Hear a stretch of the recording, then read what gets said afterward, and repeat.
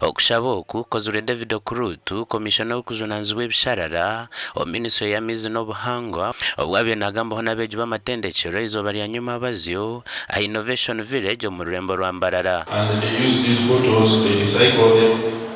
Others are now using bottles as decorating materials. They are using bottles to make products which we can use in homes.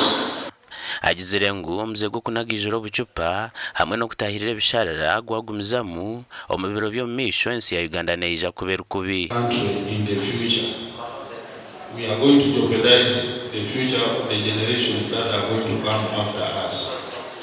So the time is now to walk the talk and contribute what you can as organizations, as individuals, as government, to ensure that we have our resource sustained.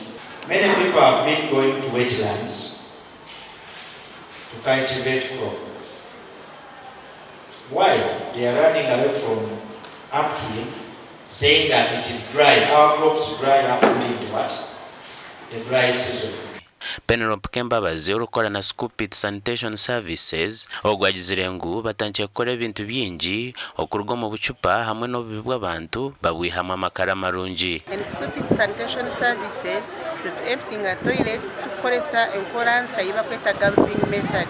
Gulping method netuyamba okuyora toilets ezitayombekire hansi na n'ezindi toilets eziri mu kasasiro turi kubyihamu turi kubinagamba ebisharara ningasho mu mizi ahubwo kumwe obutonde bw'ensi nibikoramu amakara agari kutuyamba kuhangara obwire buringwa.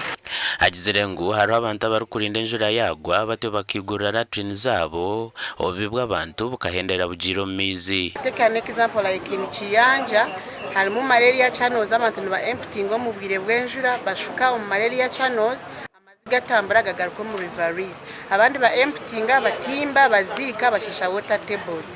Habiriho koresa ebintu bitari bimwe na bimwe kandi nabwanyuma habiriho kugaba eshagama okuhera okukanyisa omuhendo gw'eshagama ogurikwetaaga omu ihanga. Abwa TV West Ndado Faireka.